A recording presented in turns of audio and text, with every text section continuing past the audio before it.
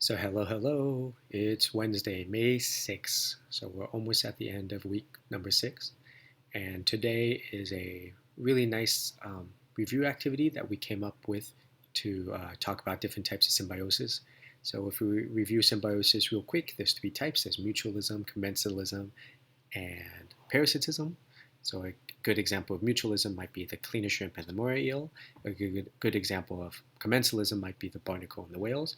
And a good example of parasitism would be the botfly and a cow. And I told you I was going to save this for last because it's one of my favorite examples of parasitism. So once again, symbiosis, 3 types of relationships.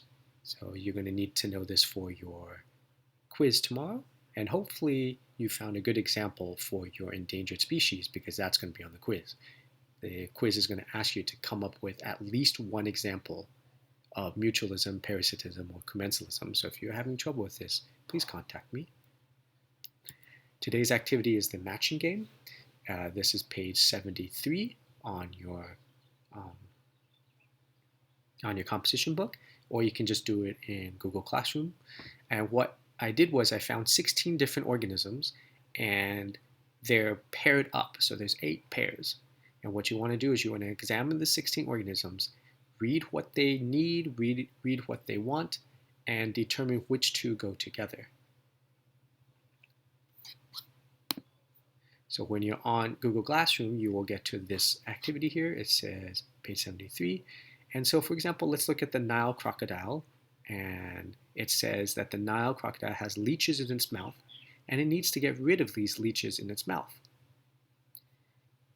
Whereas the Egyptian plover, it eats the leeches, and it needs to find a reliable source of leeches to eat. So it seems like these 2 are a pair. But what kind of pair? Are they helping each other? Are they hurting each other? Or do they not mind each other? It looks like in this case, the Nile crocodile needs something. It has to get rid of the leeches. And it looks like the Egyptian plover also needs something. It needs a reliable source for leeches. So this is an example of mutualism, which is why down here I put down Nile crocodile and Egyptian plover as the example. So what you're going to do is you're going to look at all 16 of those and come up with 8 different pairs. So good luck with that. And as promised, I'm going to show you the Botfly video. Be warned, it's a little bit squirmy, so watch out for that.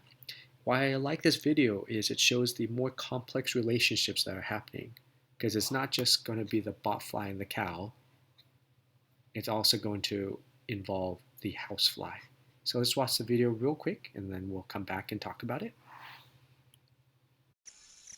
Blister beetles are not alone in using couriers to take their offspring to food. The young of this botfly, here in Brazil, feed on the blood and tissues of living cows. But how is a female to get them there? She is a big insect, so big that cows would notice if she landed on them and would probably flick her off. She needs a lightweight courier. A housefly, a fraction of her weight. That would do nicely.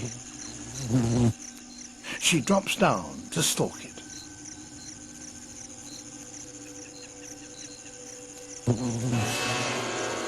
She got it. She manipulates the housefly into the right position.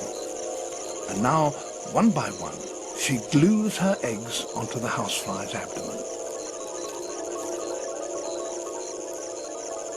Within a few seconds, the housefly has been coated by about 30 cream-coloured eggs. The botfly releases its hapless messenger. The housefly seems well aware that it's carrying an extra load, but it can't get rid of it.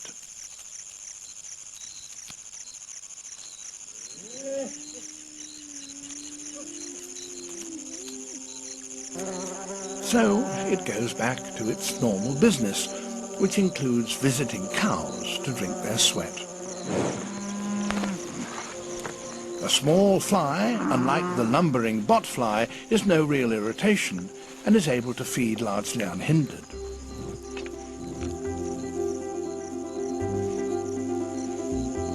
The fly mops up the sweat with its pad-shaped mouthparts, but as it feeds, So the warmth of the cow's body causes the botfly's eggs to hatch.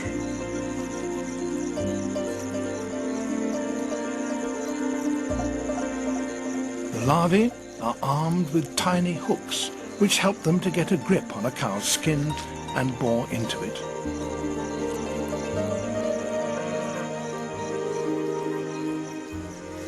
So, in a few minutes, a cow can acquire a dozen botfly larvae, feeding away beneath its skin. Licking won't get rid of them now. A couple of months later, the full-grown larvae emerge and drop to the ground. There they will burrow into the soil, pupate, and turn into adults. So wasn't that gross? So in the video, it showed that the botfly needs to get close to the cow because it wants to lay its larva. And the larva wants to go into the cow flesh where it will stay there for a month or two, grow larger, and when it's large enough, it will pop out of the skin. So obviously that's an example of parasitism because the botfly larvae are benefiting while the cow is getting hurt. But the video also showed the importance of the housefly in between. Because the botfly is too big, it cannot get close to the cow. So it needs the housefly to carry its larva. So the botfly will lay its eggs on the housefly. Now this doesn't hurt the housefly. So in this case, this is an example of commensalism.